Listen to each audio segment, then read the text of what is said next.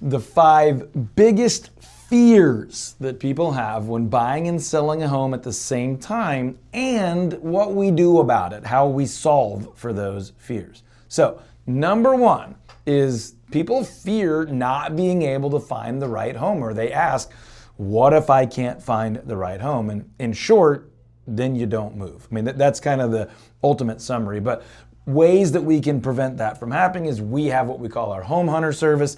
This is all the technology, all the tools, all the experience, and all the agents on our team with a proven track record for helping people actually find the homes that they're looking for. Find the most accurate online data. Find homes that truly fit the criteria that you have after evaluating that criteria rightly up front. So we're not out running around learning what we want, although that's part of cultivating some of that as we go, but having a very clear search process that we call our home hunter service. Also, getting access to our private portfolio of off-market homes. Those are homes that are not available publicly. They may be people that tried to sell before and failed and are not marketing, but are open to selling. We make thousands of phone calls every week trying to identify people who want to sell and people who want to buy, and internet leads and open house visitors and some of our reputation marketing and things like that, where we're putting people on these lists that might want to sell or want to sell but not quite yet, or want to sell but not publicly, so we can get you access to all of those. And then finally, just some advanced planning, where we're really planning so far ahead. It doesn't have to be years or even months, but ahead of making big decisions, that we can prevent getting too far ahead of ourselves or not being able to find the home. And then also making sure that when we're selling and buying, that fear of what if I don't find the house is alleviated by, then we will not put your house up for sale. We'll be totally ready for it to sell, but we will not do that until we have an idea that homes like what we want are available right now, so we don't get stuck in that situation that we'll talk about on another one of these. So number 2, what if my home doesn't sell? Okay, so the one I'm selling, what if that one doesn't sell? That's a fear I have to go get committed or excited about buying another one. Now, we have a 7-step proprietary marketing system that I built and we have cultivated over way more than a decade, almost 20 years now, that really guarantees that we will sell your house. Not just get it sold, but we'll sell it over the average price, more than the neighbors, and under the average time, faster than all the neighbors. So A, we can guarantee that. We have a proprietary system that's not just like stick it on the internet and hope it all works out, that is dramatically increasing our odds of success. We also have an analytical and a sort of philosophical pricing strategy, meaning we don't just run numbers that force us to price it a certain way. We run the numbers and we do a really thorough deep dive valuation, and then we also look strategically and philosophically at what are buyers looking for, what are other sellers doing, what's motivating people right now, how's the technology working, what's the seasonality of the market. So our pricing strategy is also going to dramatically increase our odds of getting it sold, so you don't have to fear that it wouldn't sell. And then, like I said before, we have our push button ready system, meaning we're going to get your home really, really, really rocking and ready, and we're not going to put it on the market until we can basically just say, okay, go. Meaning it is totally ready to sell. It's ready for the moment. It's not a one-size-fits-all approach. It's customized for you, your situation, this market, the home, pricing, and all the local circumstances. So all of that's going to dramatically increase our odds of getting it sold, so you shouldn't have to fear that the one you're selling just simply won't sell. Number 3 of those fears that keep people from enjoying a successful sell and buy situation is, I'm afraid I might have 2 mortgage payments at the same time. What if I don't sell, but I've already bought? Or what if I bought before I've fully sold, right? So that's a legitimate fear. Nobody really wants to have 2 mortgage payments. So number 1 is we can strategically schedule our closings, meaning the one that sells closing funds right at the same time or before the one we buy. Or if they overlap a little bit, they don't overlap so much that you ever have 2 payments in one single month. The other thing we can do here is what we call a leaseback. The home that we're selling, we can oftentimes negotiate that we are no longer the owner. We have closed and funded and we have our proceeds, but now we still live there as a renter. We are just leasing that home back from the new owner. So that mortgage payment has gone away now, and we can buy the other home and take on that mortgage payment while we're just a renter of this one, whether it's for repairs or just a little bit of overlap so we have time to move so we don't have two mortgage payments. The third one is there are some unique financing strategies that in really rare but some situations we can set up to where we can buy before we sell or sell before we buy with third-party interim financing that can protect us from ever truly having two mortgages. I will say this, although that's a genuine fear, there are times that the math might work out where it is still worth it. If I was able to save $30,000 on a home purchase, if I was willing to have two mortgage payments 1 month, I might have spent an extra $2,000 or $3,000 or $4,000 or $5,000 in that extra mortgage payment to save $30,000 on the house to make it more convenient for the seller of the one I'm buying or the buyer of the one I'm selling.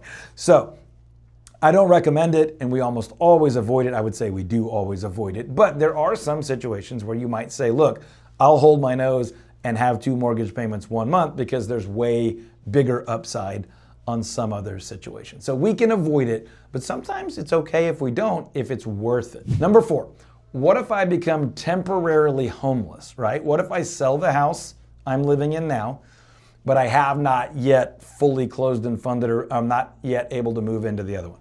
Nobody wants to be homeless. Now, this is a different type of homeless than like, I don't have a home, I can't access a home, I can't afford a home, there are no homes for me. This is like, what if I'm stuck in between for a little while? And again, that's a valid fear, but it's something that we can avoid. And one of the ways we avoid that is, like we just said, with temporary leasebacks, right? We might, even though we've fully sold this one and haven't purchased this one over here, we might be able to rent or lease the one back that we were already in. That's something we do a lot. And sometimes we're even able to do that at no out-of-pocket cost, where we're renting, but we don't have to pay any rent. The other one is we can kind of create some creative agreements around when we take possession or when we give possession of the one we're selling versus the one we're buying. So sometimes we can actually take possession of a home before we've bought it. I don't really like this solution, but it's one of the tools on our tool belt in the event that that's a big fear we have, or just as a backup option in case something else doesn't go well. We're also able to be flexible on our closing dates here, where we might actually technically buy before we sell, even though we have full commitment, or sell and buy like really at the same time. We used to call that a simultaneous close. Title companies don't like that anymore, but effectively same day, within 24 hours, executing or closing or funding on the buy and the sell, again, to protect from you ever truly being homeless or temporarily homeless, even if that's just for a day or two. Now, the other fear a lot of people have is just the whole deal falls apart, right? What if I get all consumed by buying and selling and then this whole thing just comes crashing down? One of them fails and kills the other one, or the other one fails and messes up or slows down the other one. Look, I think you should have that fear. I don't want you to be debilitated by that fear. I don't want you to lose any sleep over that fear, but I think a mild, healthy concern that if we don't plan ahead, if you don't have the right agent, if you don't think about the dollars and cents, if you don't think about the calendar, if we don't plan ahead appropriately, that is something that could happen. We've all heard the nightmare stories. So the way we avoid that is with experienced coordination of all of the transactional details. Between when someone buys and sells a home, dozens of different professions get involved. Hundreds of documents with thousands of initials and signatures, oftentimes handfuls of checks or wire transfers being involved between selling and buying.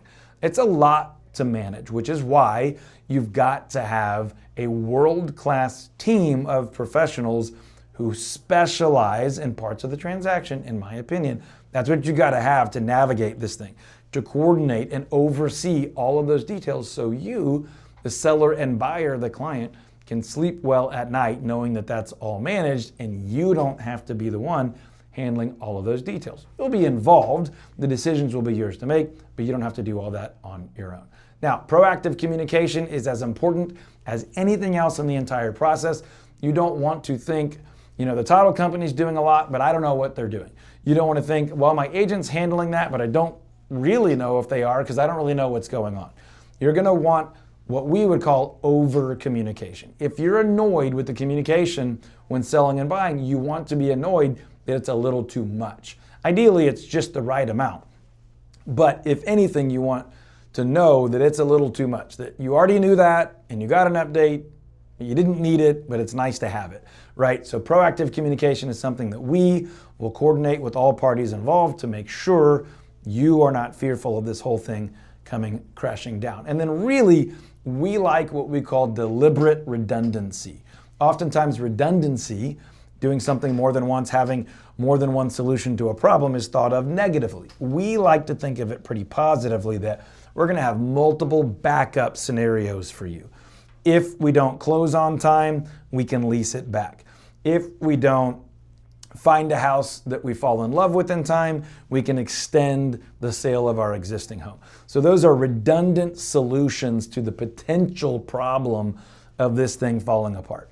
So we're going to create redundancy for you on the buy side and on the sell side. Therefore, between the two, when selling and buying at the same time, you're going to have layers and layers and layers of protection, layers of backup plans, layers of options, layers of multiple people that can solve that problem.